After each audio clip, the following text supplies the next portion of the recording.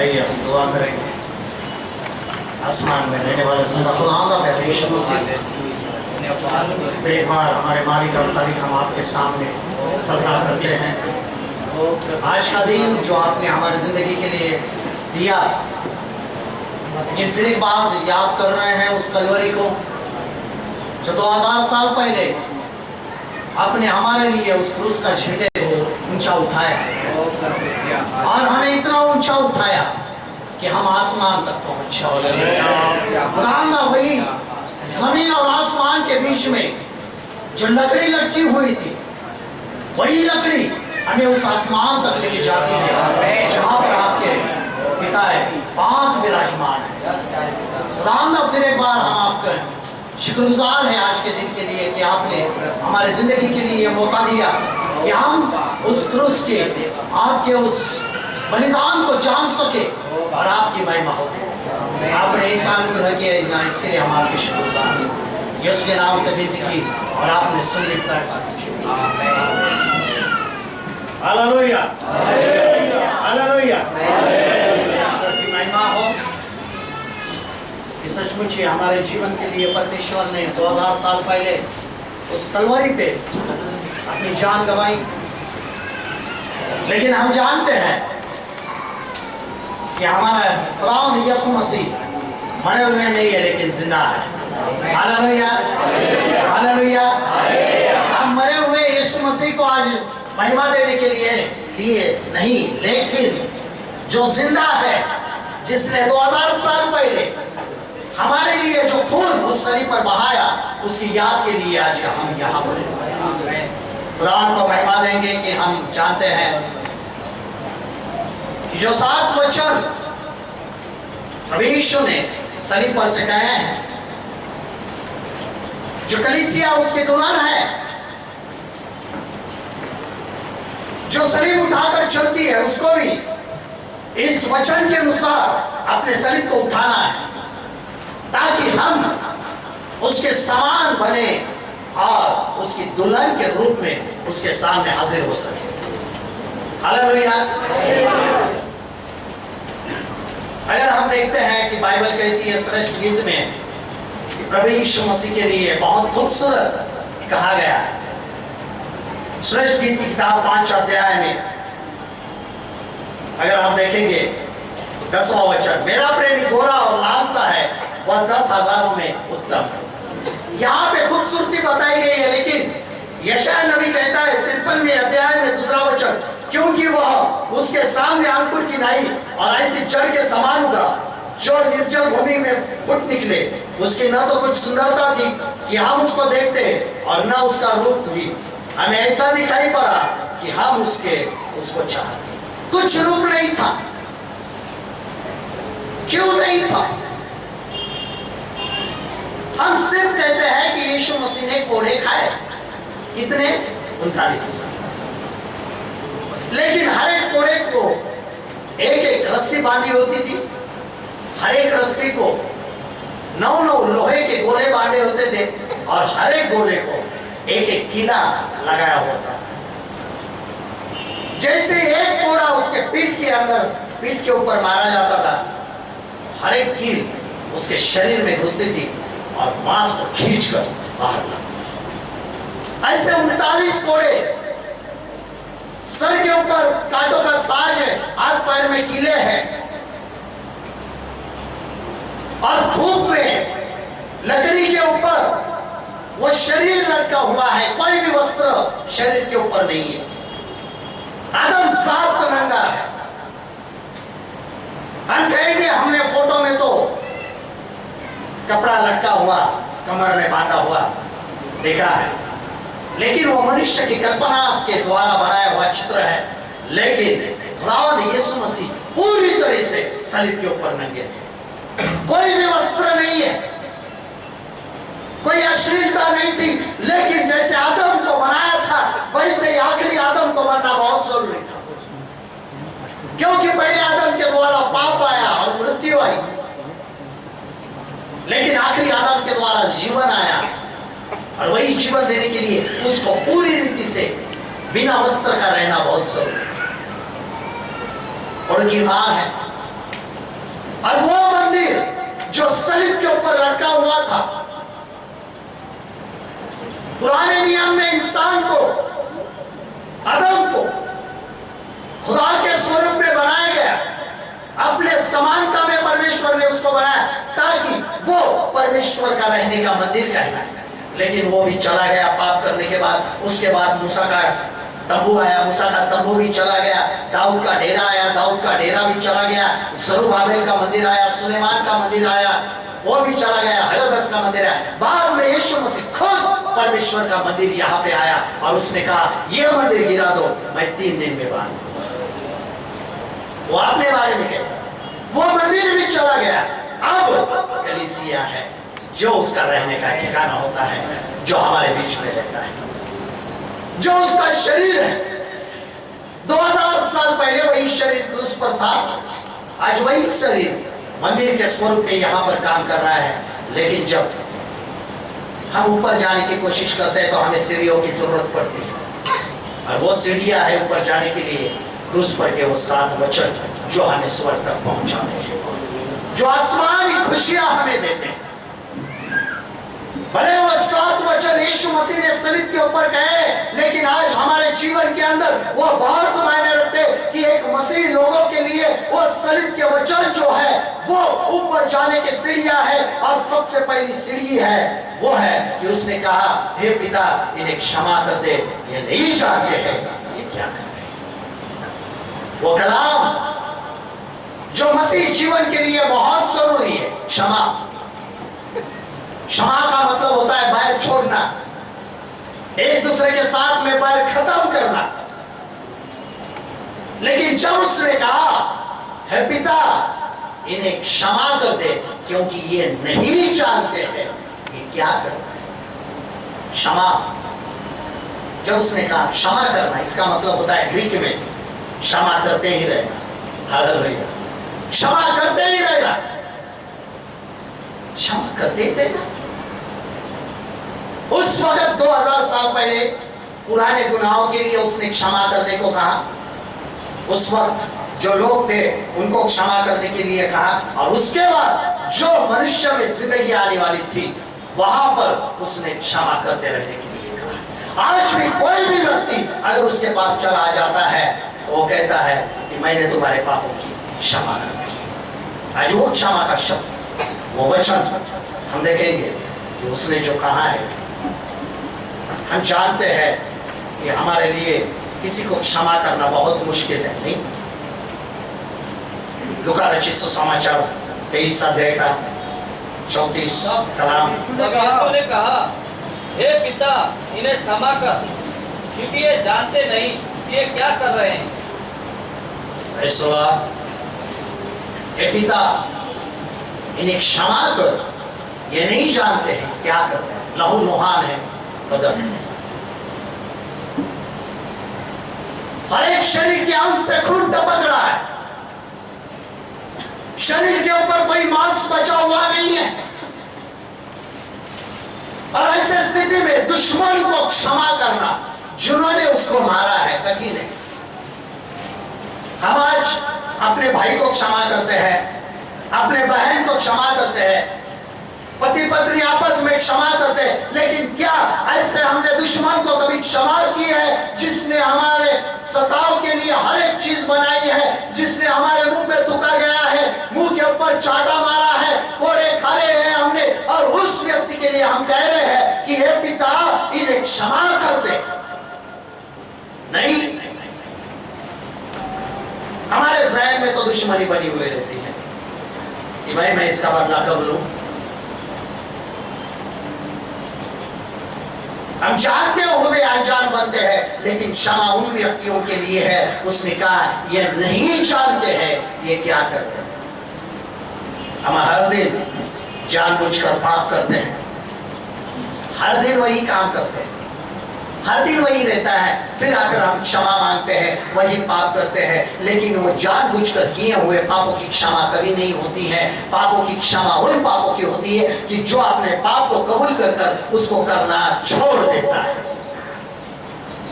वो क्षमा करते ही रहेगा, लेकिन किसको? जो नासमझ है, समझ आ चुकी है कि यीशु मसीह हमारा कौन है? उद्धारक है। हम जानते हैं कि यीशु मसीह खुदा है, लेकिन क्या सच में हमने उस क्षमा को अपनाया है? कलीसिया उस सलीब को लेके चलती है, उस क्रूस को लेके चलती है कि पहली सीढ़ी, हमें अगर ऊपर जाना है तो पहली सीढ़ी होती है क्षमा करना, क्षमा को उससे पा लेना और एक दूसरे को क्षमा करना। बाइबल कहती है जैसे मैंने तुम्हें क्षमा की है तुम भी आपस में एक दूसरे को क्या करो? क्षमा। आज के दिन सब लोग यहाँ पर हाजिर है, लेकिन एक दूसरे के दिल में आपस में कोई ना कोई ऐसी कमजोरियां हैं, ऐसे मतभेद है जिसके लिए हम एक दूसरे को क्षमा नहीं कर रहे। भले पति पत्नी यहाँ पर बैठे हैं, लेकिन सुबह कुछ कभी घर के अंदर हुआ है, दिल में नफरत लेके आके बैठे हैं। सलीब को उठा नहीं सकेंगे। सलीब को वही व्यक्ति उठा सकता है जो दुश्मन को भी क्षमा करता है, जो अपने सताने वालों के लिए दुआ करता है। यीशु मसीह ने सलीब पर दुआ तो की और उसके साथ क्षमा भी की। हम कितनी दुआ करते हैं आज लोगों के लिए, हम किन किन लोगों के लिए दुआ करते हैं? हम अपने रिश्तेदारों के लिए दुआ करते हैं, पड़ोसियों को दुआ करते हैं, लेकिन बाइबल कहती है तुम सताने वालों के लिए दुआ करो, प्रार्थना करो। क्यों प्रार्थना करो? ताकि उनका उद्धार हो जाए। हर एक व्यक्ति उनके पास ध्यान से देख रहा था, ये क्या करने वाला है। सजा तो यहूदियों ने दी थी और सजा वो थी ईश निंदा, परमेश्वर की निंदा करने वालों को सलीब के ऊपर लटकाया जाता था। और उसने तो कहा था मैं खुद परमेश्वर का बेटा हूं, मैं जीवन की रोटी हूं, आदम जात से पहले मैं हूं, अब्राहम के पहले मैं हूं, मैंने उस दुनिया को बनाने वाला मैं हूं। और जैसे उसने कहा मैं हूं, यहूदियों ने उसके ऊपर इल्जाम लगाया ये बागी है, ये शैतान है, क्योंकि आपने आपको खुदा कहता है। लेकिन कोई गलत नहीं था, क्योंकि वो था, वो है और वो रहेगा। वो परमेश्वर है और सिर्फ परमेश्वर ही हमारे पापों की क्षमा करता है। हम हर बार अगर बाइबल के अंदर देखेंगे, जैसे उसके पास रोगियों के लिए लाता था तो वो कहता था तुम्हारे पाप क्षमा हुए, क्षमा ही नहीं देता था। सबसे पहले क्या करता था? तुम्हारे पाप क्षमा हो चुके।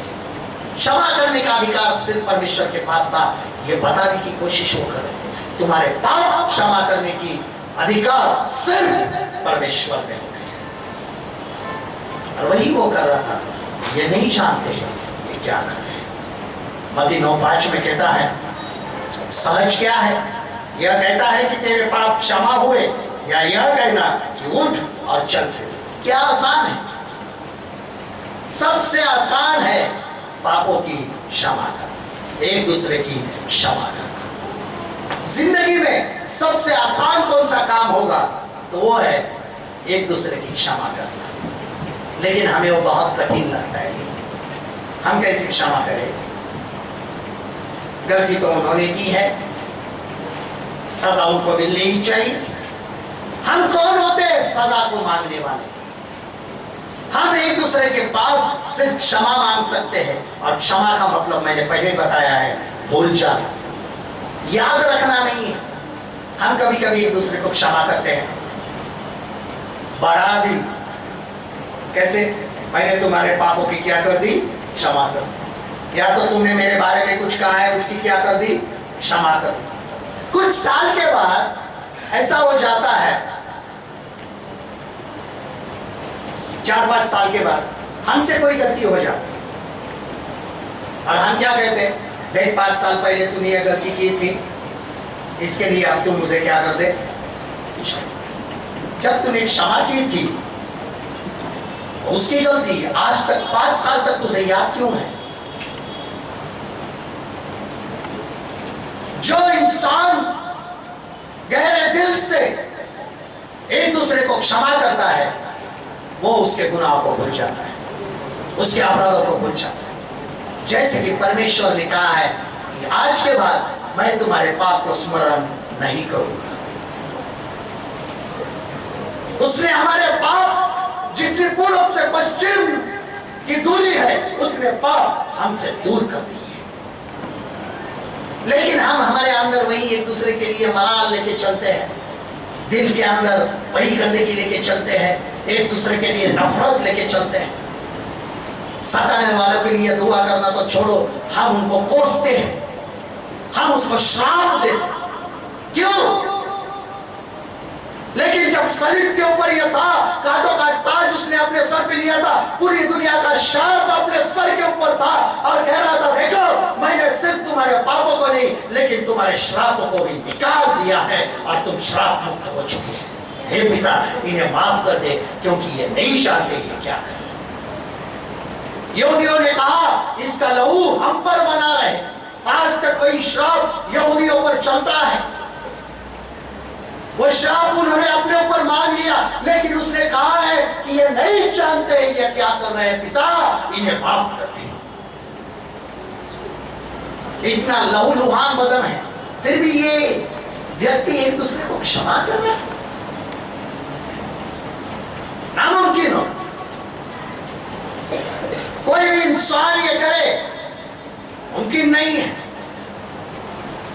कोई भी व्यक्ति जब अस्पताल में पड़ा होता है, जख्मी है और किसी ने उसको जख्मी किया है, वो इंसान जब उसके सामने आता है तो वो बिस्तर पे पड़ा हुआ इंसान उसको कोसना शुरू कर देता है, इसके वजह से मुझे मेरा एक्सीडेंट हुआ है, इसके वजह से मेरा लहू निकला है, इस व्यक्ति ने मुझे मारा है। वो कोसता है, लेकिन ये नहीं कहता है कि जाओ मैंने तुझे माफ किया है क्योंकि तूने मेरे साथ अनजाने में किया।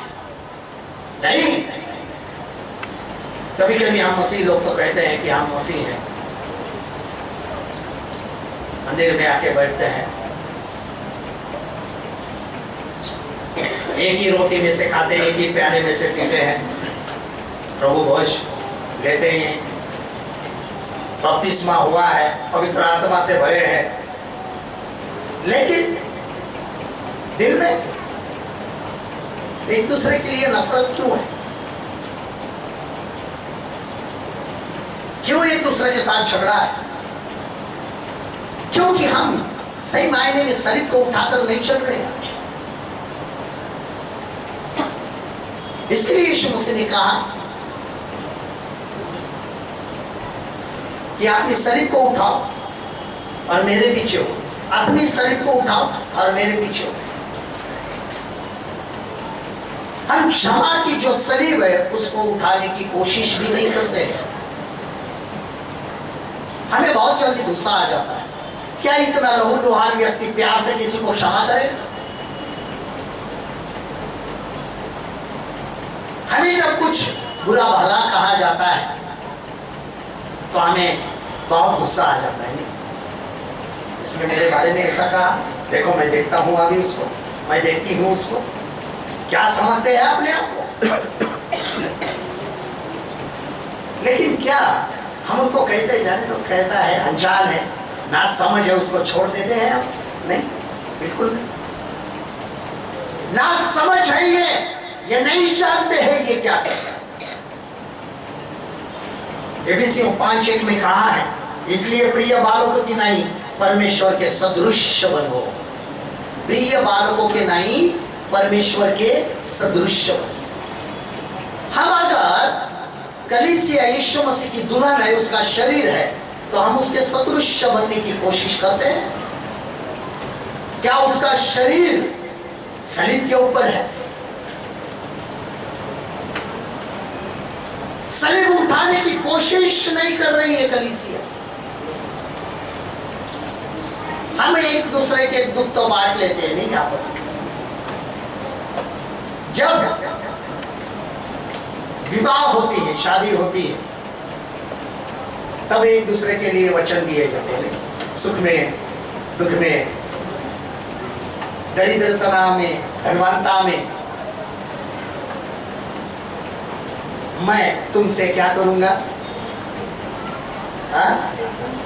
क्या करूंगा? और भूल गए, भूल गए। यही तो बात होती है। वचन तो लिया है लेकिन भूल जाते हैं। सुख में, दुख में, धनवानता में, निर्धनता में, बीमारी में, चंगाई में मैं तुमसे क्या वचन दिया? मैं तुमसे प्रेम करूंगा और तुम्हारी सुधि लूंगा। मैं तुमसे प्रेम करूंगा और तुम्हारी सुधि, दोनों भी लेते, लेकिन कुछ दिन होने के बाद भूल जाते। प्रेम की जगह गुस्सा आ जाता है, नफरत आ जाती है, थोड़ा बहुत कुछ कम ज्यादा हो जाए घर के अंदर।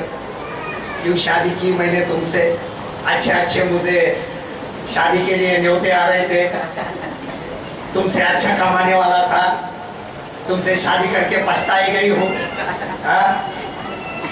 पूरा सोशल वर्कर करते ही घूमते रहते हैं, पूरी दुनियादारी करते हैं, मेरे लिए तो कुछ नहीं है। कब कमाओगे मेरे लिए, कब पैसा लाओगे? मेरी भी जरूरतें हैं। बाजू वाले ने एलईडी टीवी लिया है, बड़ा फ्रिज लिया है, उनका खुद का घर है, मेरे लिए क्या है? लेकिन वचन तो लिया है, सुख में दुख में, धनवानता में और दरिद्रता में मैं तुमसे प्रेम करूंगा और प्रेम करूंगा और तुम्हारी सुधि लूंगा। लेकिन भूल गए। और आज कलीसिया जब यीशु मसीह को अपना दुल्हा कर पुकारती है, तब क्या उसके साथ सलीब पर चढ़ जाती है? क्या उसके साथ सलीब पर है? क्या उसके साथ खून बहाती है? क्या उसके जैसे सदृश बनकर अपने दुश्मन से प्रेम करती है और उनको क्षमा करती है? नहीं। भले हम कहते हैं कि हम उसकी दुल्हन है, लेकिन आज तक सलीब पर नहीं है।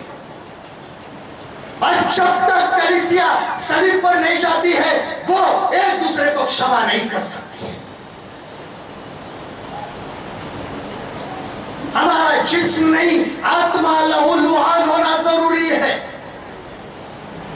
हमारी जब तक आत्मिक निंदा नहीं होती है, तब तक हम यीशु मसीह के रूबरू नहीं बनते हैं। जब तक हम आत्मिक कोड़े नहीं खाते, तब तक उसके शरीर के अंदर जितने भी कोड़े हैं, उसके जख्म हमारे जीवन में नहीं होते।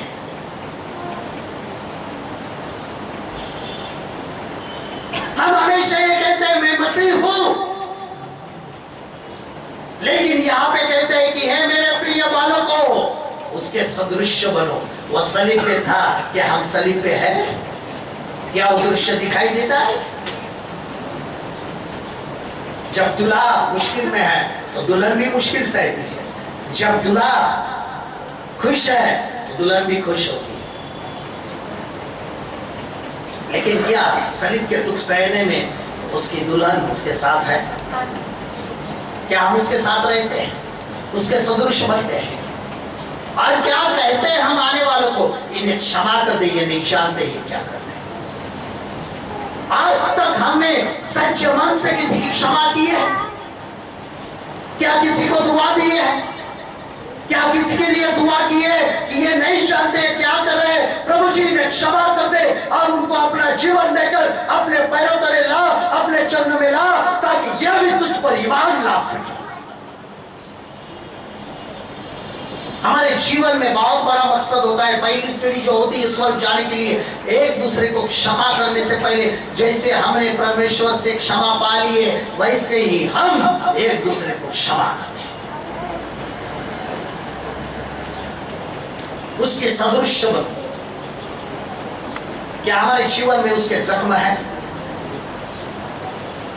हमें जब थोड़ी सी भी ठोकर लगती है, जब हमारे जीवन में कुछ भी मुसीबतें आ जाती है, तो हम परमेश्वर को ही कोसना शुरू कर देते हैं। प्रभु जी, जैसे ही मैं तेरे लिए प्रार्थना के घर में आने शुरू कर दिया है, मेरे जीवन में ये मुश्किलें आ रही है, मेरा सताव हो रहा है। सताव तो तुम्हारा घर से ही शुरू होने वाला है। और एक बात याद रखना, जब तक सलीब पर नहीं जाते हो, तब तक सताव होते रहने वाला है। सताव होगा ही। और ठान लेना, जब भी आपका सताव होगा, समझ लेना कि मैं सही मार्ग पे चल रहा हूं। हालेलुया, मैं सही मार्ग पे चल रहा हूं। क्योंकि गलत मार्ग पे चलने वाले का सताव नहीं होता है, सही मार्ग पे चलने वाले का सताव होता है, सच्चाई पर चलने वाले का सताव होता है। सच्चाई पे चलने वालों को मुश्किल आ जाती, और यही सच्चाई पे चला, ये सिर्फ सच्चाई पे नहीं चला तो उसने कहा मार्ग, सच्चाई और जीवन वही ही हूं।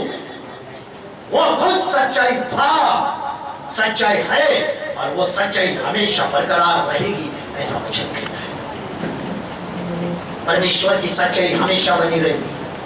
हमारे सच्चाई, हमारे लिए सच्चाई ढाल है, जो हम सामने लेके जब चलते हैं तो दुश्मन के वार खाली हो जाते हैं। इसके लिए हमारे जीवन में वो सच्चाई होना बहुत जरूरी है। यस, मैं मसीह हूं, He died for me, I live for him।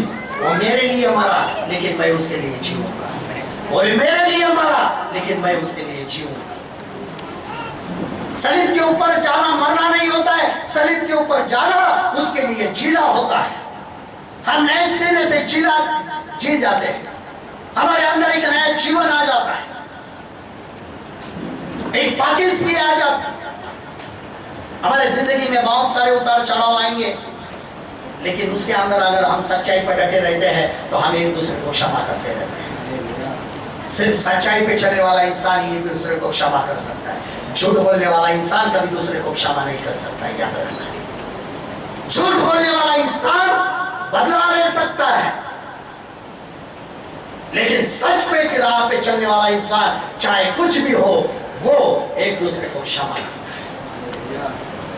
हमारे जीवन में ये बहुत मायने रखता है कि सलीब के ऊपर पहला जो वाक्य कहा है, क्षमा कर दे, ये नहीं जानते क्या है।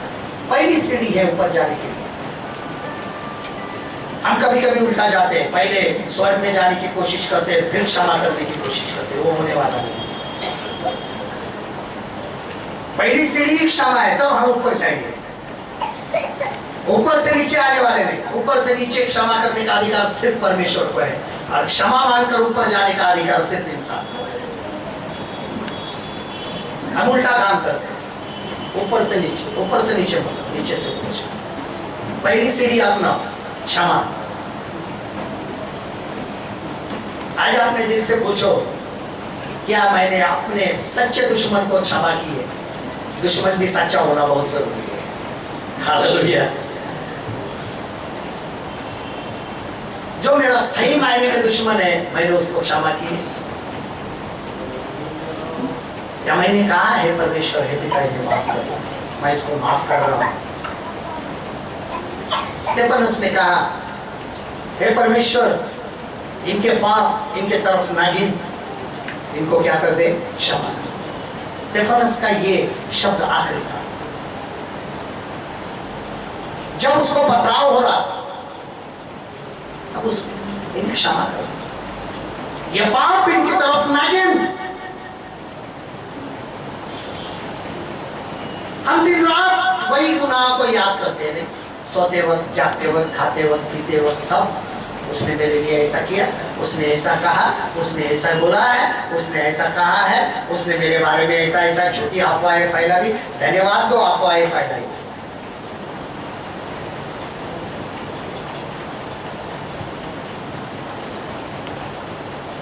अच्छी बात है ना, नाम हमारा हो रहा है ना। जिनके बारे में बुरा कहना जाता है उनका ही नाम होता है। और ध्यान देना, सच्चाई के मार्ग पे चलते हुए जब भी आपके जीवन में बहुत सारे लोग आपके साथ आना शुरू हो जाएंगे, आपकी बदनामी शुरू हो जाएगी, आपकी बदनामी शुरू हो जाएगी। ये ऐसा है, वो वैसा है। ऐसे वक्त में क्या करना है? वही तो हुआ था। शास्त्री परुषियों से ज्यादा शिष्य यीशु मसीह बना रहा था। नफरत आ गई, हमसे ज्यादा ये है कौन? हम तो शास्त्री, हम परुषी ये जानते हैं बड़ाई का पुत्र है, और ये हमसे ज्यादा चेले बना रहा है। नफरत डाल दो उसको सलीब पर, क्योंकि वो अपने आप को खुदा कहता है।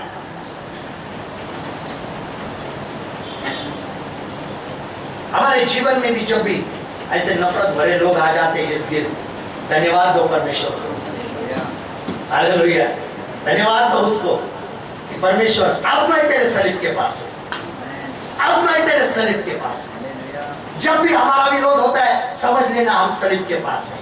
जब भी सच्चाई के मार्ग पे चलते हैं और आपके लिए कोई भी नफरत भरा दिल अपने जीवन में रहते, समझ जाओ आप सलीब के पास हैं। और सलीब के पास रहना ही परमेश्वर की सामर्थ्य बन जाती है, ताकि हम एक दूसरे को क्षमा कर सके। हमें एक दूसरे को क्षमा करना बहुत जरूरी हो जाता है मेरे भाई और बहनों। 2000 साल पहले तो उसने भूत भविष्य और वर्तमान के लिए क्षमा करके रखी है, लेकिन हमें हर दिन क्षमा करनी है, हमें हर वक्त क्षमा करनी है। हमें वर्तमान में क्षमा हर दिन करते रहना है, पल पल क्षमा करते रहना है। और उसने कहा है अगर तेरा भाई तेरे पास 7 नहीं 70 बार आए दिन में तो उसकी क्षमा कर देना। 7 के 70 बार यानी 490 वक्त हर दिन क्षमा। कितने बार? 490 टाइम।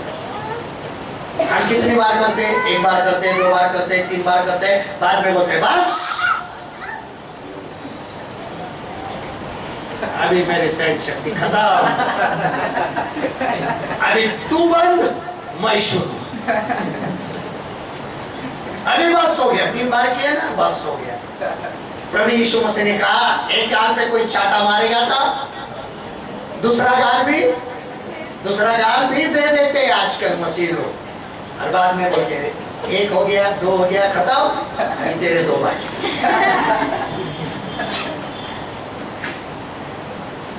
चाटे का बदला तो लेना चाहिए ना, 2 मारे हैं,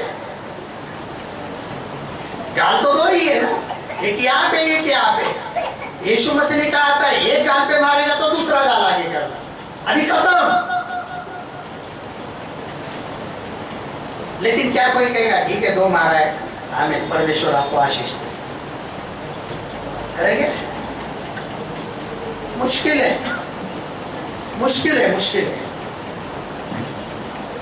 2 मार लिए बस हो गया, अभी मैं शुरू। लेकिन सलीब पे जाने की तैयारी नहीं। उसने 39 जो कोड़े खाए, जगह ही नहीं थी ना शरीर में, सब मांस निकल जा चुका था।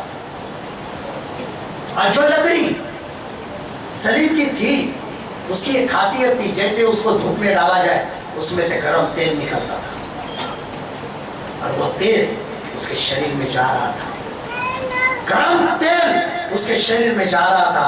और उसी हालत में वो कहता था कि पिता इन्हें क्षमा कर दे, ये नहीं जानते ये क्या कर रहे हैं। हमारे जीवन में बहुत सारी मुश्किलें आ जाती हैं, थोड़ी सी भी सहन शक्ति हमारे अंदर में होती है। इतनी सी कील अगर हमें चुभती है, घुसती नहीं, चुभती है तो दर्द होता है, लेकिन 8 इंच की जो कील उसके हाथों में और पैरों में टोकी गई थी, वो दर्द जो था बहुत भयानक था।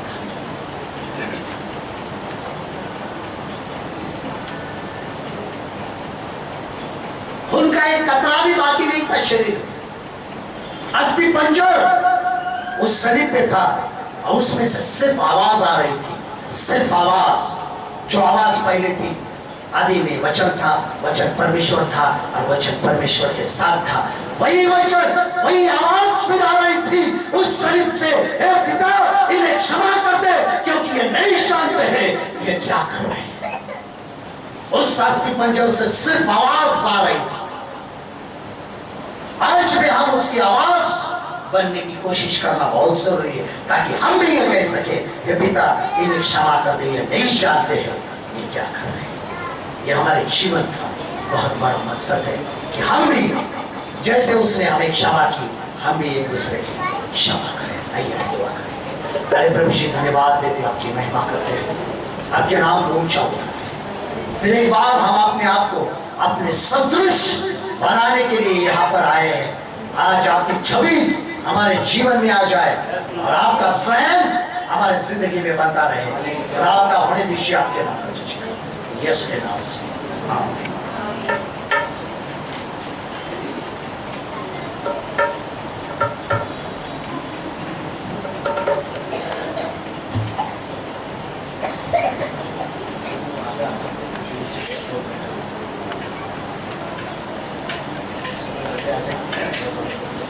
जो नीचे बैठे हुए हैं वो ऊपर आए, आगे आ सकते हैं।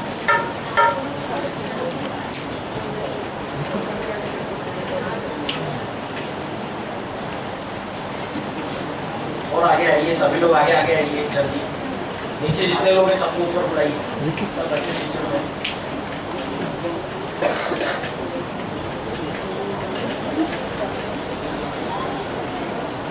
बहने आगे आए, कोई भी जगह नहीं रखा। ये आप लोग ऊपर आ जाओ।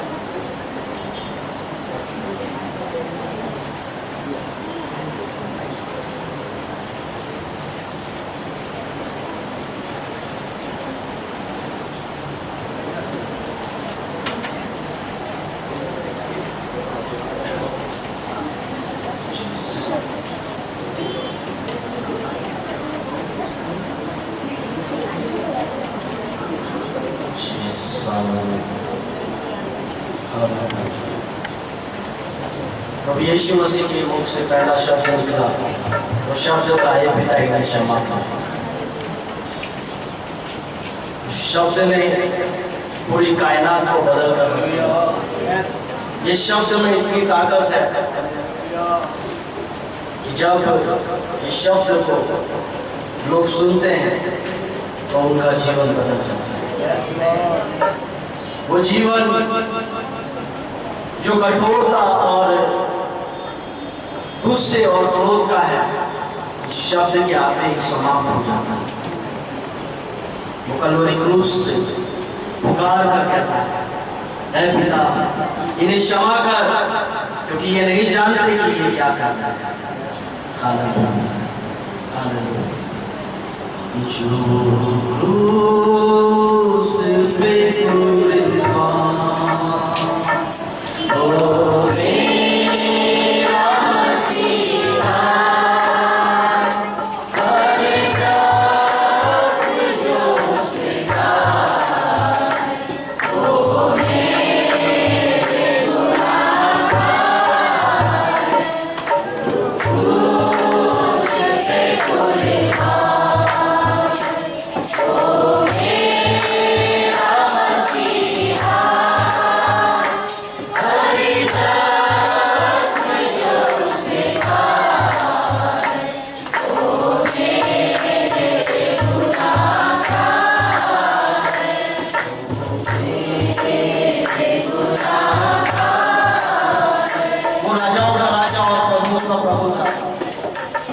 उसे आवश्यकता नहीं थी कि वो इस पृथ्वी पर आए।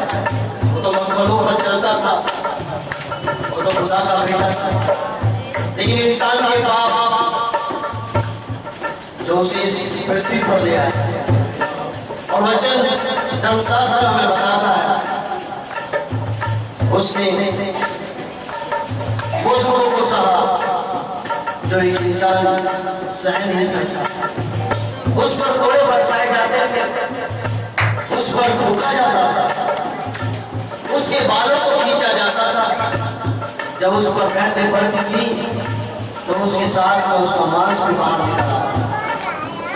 ये बात उसमें नहीं कहते क्योंकि कलाम कहता है कि वो बंधा गया लेकिन वो निष्पाप निकला। तो मेरे और आपके पाप ही थे जो उसे इस दुनिया में गया। इस दुनिया में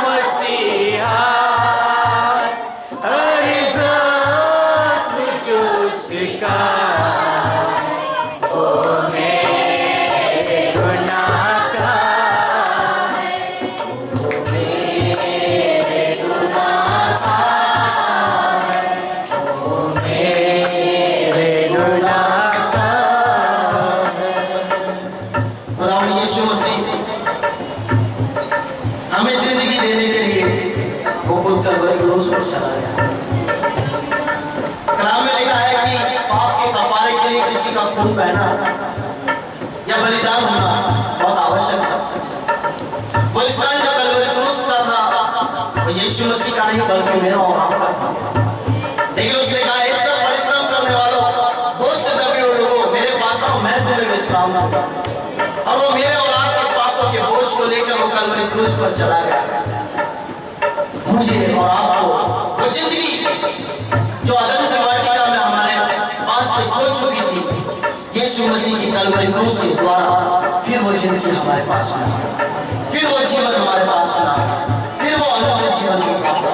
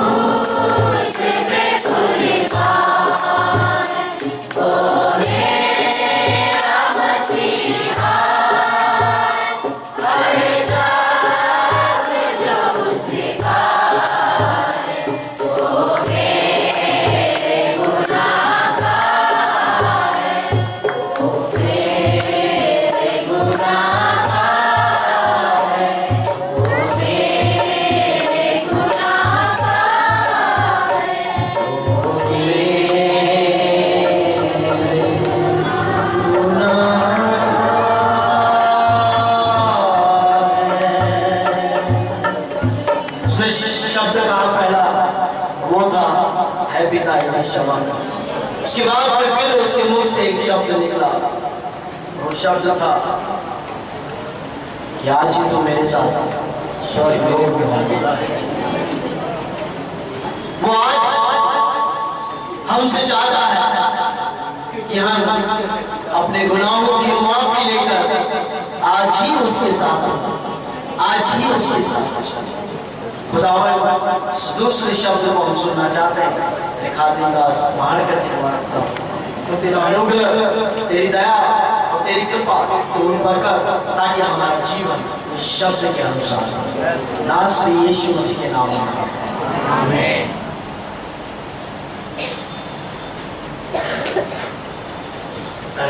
धन्यवाद देते हैं। फिर एक बार हम आपके सम्मुख आ जाते हैं।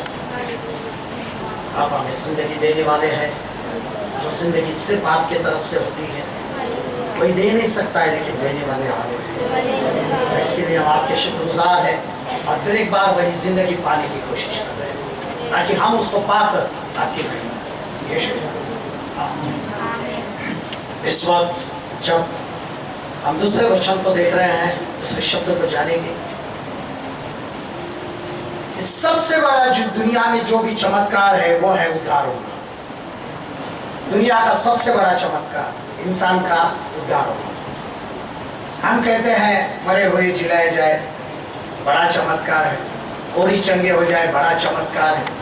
ये मामूली चमत्कार है। सबसे बड़ा दुनिया में जो चमत्कार है वो है उद्धार होना। उद्धार पाकर स्वर्ग में जगह मिलना और मसीह के संग में रहना। और यहां पर जब पहली सीढ़ी हमने देखी है तो दूसरी सीढ़ी है उद्धार की सीढ़ी। और जब तक पापों की क्षमा नहीं होती है तब तक उद्धार नहीं मिलता है। और यहां पर दो चोर है, एक बाएं दाएं, बीच में यीशु मसीह है, ताकि भविष्यवाणी पूरी हो जाए कि उसको चोरों के बीच में लटकाया गया। ये भविष्यवाणी वहां पर पूरी हो रही थी।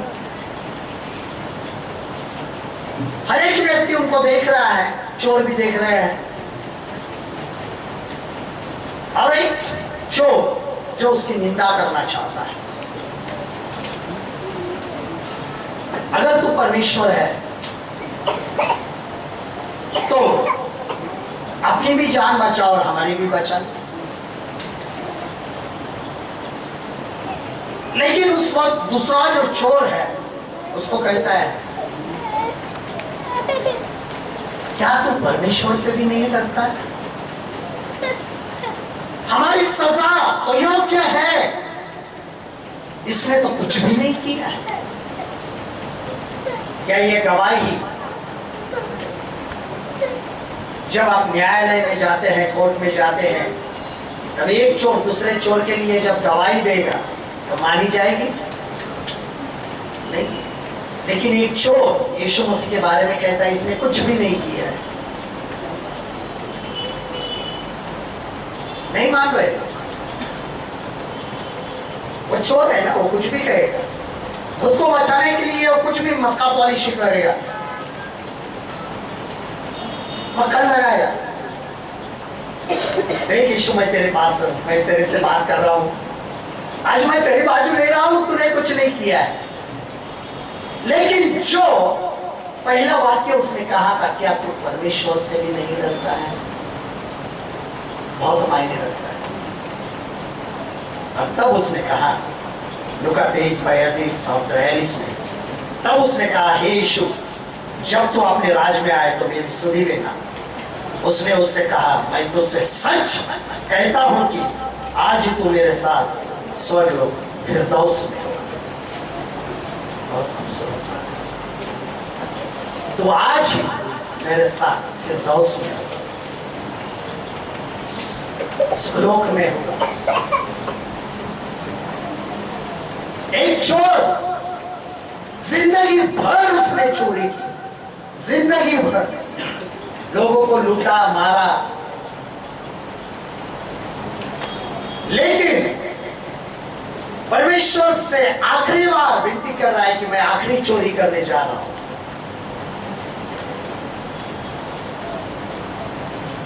जब तू आएगा तो मेरी सुनी ले। कठिन है, बिस्तर में है, एक यहाँ पे एक यहाँ पे, दोनों भी मरने वाले, कुछ ही क्षणों में मरने वाले, गैस पिन पे। अब डॉक्टर ने कहा है मैं कुछ नहीं, जब तक चल रहा है तब तक चल रहा है, 5-10 मिनट में दोनों में जाने वाले हैं। और एक मरता हुआ आदमी दूसरे मरते हुए आदमी को कहता है, जब तू आएगा तो मेरी सुधि लेना। वो भी लिखने वाला लूका है।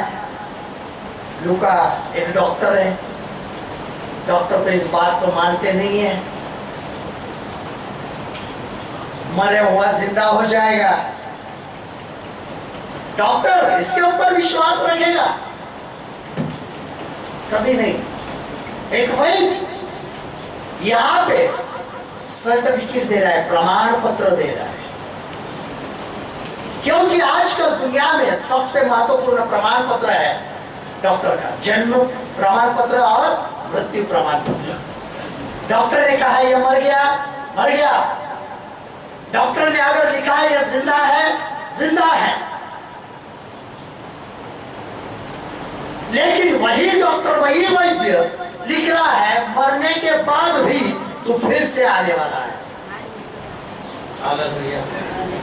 दुनिया में सबसे बड़ा प्रमाण पत्र है। एक डॉक्टर जो लूका ने कभी यीशु मसीह को नहीं देखा। डॉक्टर जब नफ्स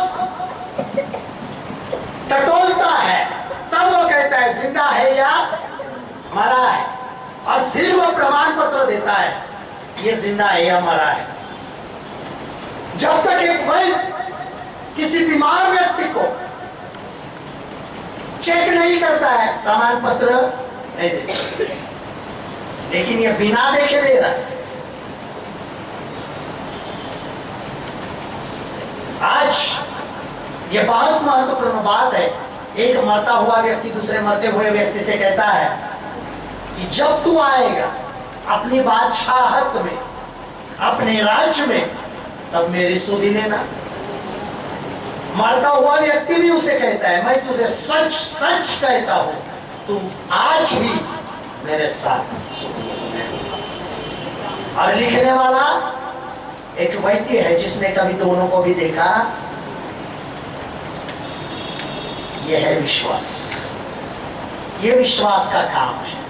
और विश्वास सुनने से आता है, विश्वास सुनने से आता है। और वो चोर सुन रहा था, यह व्यक्ति मर रहा है, कोड़े खाए हैं, उसके मुंह पे ऊपर थूका गया है, चाटे लगाए हैं, दाढ़ी नोची गई है, बहुत बुरा बुरा कहा है, फिर भी ये कहता है हे पिता इन्हें माफ कर दे, ये नहीं जानता है, यही है मुझे उद्धार दिलाने वाला, क्योंकि ये क्षमा करता है। यही है मुझे उद्धार दिलाने वाला, क्योंकि ये क्षमा करता है। जब तू आएगा तो मेरी सुधि देना। लेकिन किसके वजह से? परमेश्वर का डर।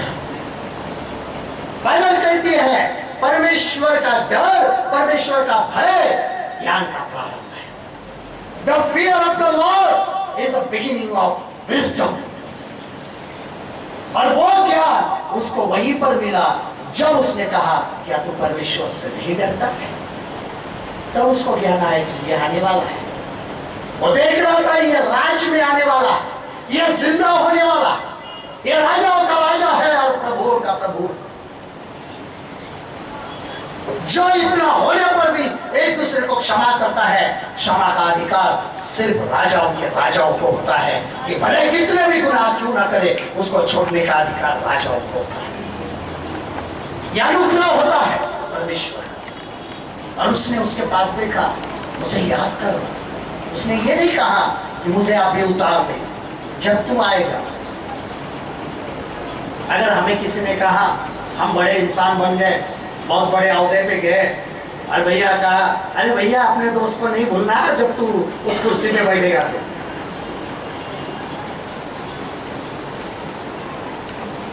हम कहते हाँ यार नहीं भूलूंगा,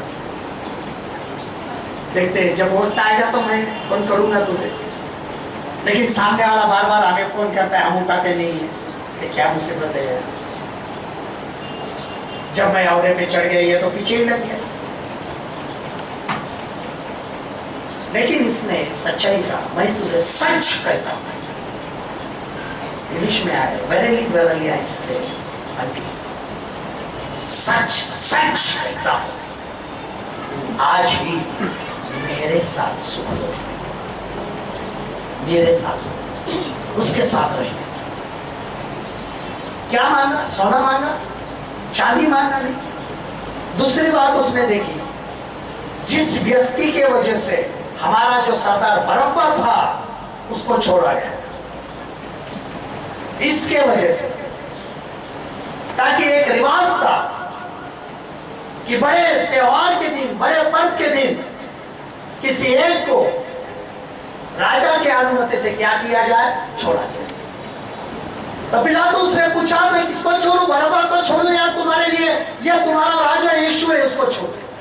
तो लोगों ने कहा हमारे लिए बरब्बा को छोड़ दो। वो भी देखा कि वो हमारा सरदार छोड़ने देखा कि जो सरदार हमारा छूटकर हमको भूलकर निकल गया, जिसके लिए हमने कितने डाके डाले, कितनी चोरियां की, कितने लोगों को काट डाला, और वही सरदार आज हमें छूट गया तो सलीब के ऊपर छोड़कर खुद भाग गया। लेकिन हमें यह नहीं कहा कि मैं तुम्हारे लिए छुड़ाने की कोशिश करता हूं, लेकिन खुद की छुटकारे होते हुए वो क्या हो गया? निकल गया, खुद का छुटकारा पा लिया, हमें भूल गया। और इस व्यक्ति की वजह से वो छूट गया। छुड़ाने वाला यही है, छुड़ाने वाला यही शख्स है।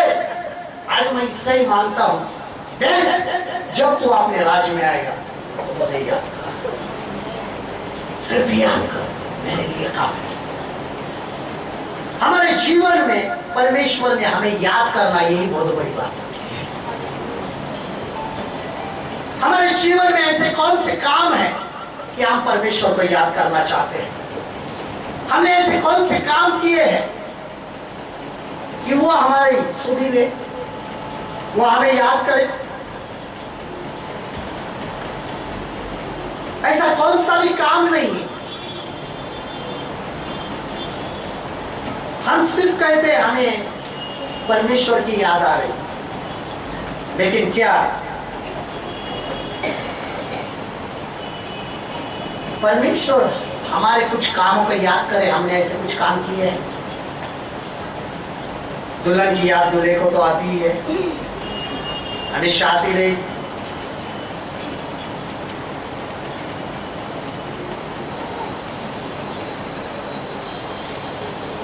नाथानियल कहता है यूहन्ना 1:49 में, जॉन 1:49, नाथानियल ने उसको उत्तर दिया कि हे रब्बी, तू परमेश्वर का पुत्र है, तो इज़राइल का महाराजा है। इसने भी नहीं देखा था। नाथानियल ने, वो क्या है? क्योंकि उसने कहा था कि नासरत में से कोई अच्छी बात निकल सकती है? नहीं, नासरत में से कोई अच्छाई नहीं निकल सकती। लेकिन उसने उसको कहा, तू कौन है? महाराजा है, तू शहंशाह है, तू राजाओं का राजा है। यह मैं कबूल करता हूं। चोर भी कहता है, यूहन्ना यह गवाही देने आया कि ज्योति की गवाही दे, ताकि उसके द्वारा विश्वास लाए, उसके द्वारा विश्वास लाए, उस गवाही के द्वारा। और यीशु मसीह कहता है मेरी गवाही क्या है? सच्ची। आज हमारे जीवन में बहुत बड़ी मुसीबत आ पड़ी है। ऐसे कौन से काम हमने किए हैं कि वो हमें याद करे? नहम्याह कहता है कि तू मेरे कामों को याद कर जो मैंने तेरे सामने किए हैं। जब कलीसिया कहती है तू हमें याद कर, लेकिन किस बारे में याद कर? कलीसिया ने आज तक क्या किया है उसके कि वो उसको याद करे? क्या क्षमा पाई है? क्षमा पाने के बाद उद्धार के लिए लोगों को कलीसिया में लाया है? क्या मसीह के राह में लाया है? क्या सच्चाई बताई है? क्या मंदिर यानी कलीसिया का निर्माण करना शुरू किया है, ताकि हम कह सके कि मेरे इन कामों को तू याद कर? जब तू आएगा तब याद कर, क्योंकि हर एक बातों का लेखा लिया जाएगा। हमने ऐसे आज तक कितने काम किए। चोर ने कुछ नहीं किया था, चोर ने कहा हमारी सजा तो योग्य है, तूने कुछ नहीं किया है, फिर भी एक विनती करता हूं, जब तू आएगा तो मुझे क्या कर? याद कर। कुछ दे मत, मुझे सिर्फ क्या कर? याद। लेकिन उसने उसको दिया, तो आज ये मेरे साथ सुन। ये बड़ा विश्वास है हमारे पास आज। नाथानियल का विश्वास, उस चोर के जैसा विश्वास। चोर तो हम करते ही हैं, हम चोर है ये कबूल नहीं करते। पत्नी का अधिकार होता है पति की जेब में से चोरी करे। वैसे कलीसिया कहते हैं हम तो पत्नी है ना उसकी, हम तो चोरी जरूर करेंगे। कहा कि मलाकी 3:10 की, जरूर चोरी करेंगे, हर दिन चोरी करते हैं। मलाकी तीसरे अध्याय में कहा है कि परमेश्वर कहता है कि तुम लोगों ने मुझे लूटा है। क्या कहा है? तुम लुटेरे हो। वहां पे परमेश्वर कहता है तुम कहते हो कि हमने किस बारे में तुझे लूटा है? उठाने की भेंटें और दशमांश के बारे में लूटा है। लूटा है तुम लोगों ने मुझे। और कलीसिया आज तक यीशु मसीह को लूटते आई है। क्या वो चोर नहीं है? क्या वो कबूल करती है हाँ मैं चोर हूं? पत्नी कभी भी पति को कबूली नहीं देती है कि मैंने हाथ हमारे जेब से पैसे निकाले। कभी नहीं कहेगी कि निकाले, हाथ पनीर में बराबर निकाल के दे देती। बाद में तुम ही खर्चा करके आए होंगे, हमें क्या पता है तुम बाहर किधर घूमते हो, दोस्तों में बैठते हो। अरे नहीं, मैं रात को, तुम्हें क्या मालूम, रात को आने के बाद तुम्हें होश तो होता है? कभी होश में होते हो? जो होश में रहते हो उनके बारे में नहीं नहीं, आप कहीं तो भी भूल के आए होंगे। आप खर्चे करते हो, आपको भूलने की आदत है, आपने ही खर्चे किए रहेंगे, लेकिन ये कबूल नहीं करते कि मैंने निकाले। चोरी तो जरूर करते, वैसे ही कलीसिया है। यीशु मसीह की जेबें तो जरूर चोरी होती है और हर दिन होती रहती है, और फिर भी कहते हैं प्रभु जी हमने क्या किया है? यह तो कहता है हमारी सजा योग्य है, इसने कुछ नहीं किया है, मैं तो चोर हूं।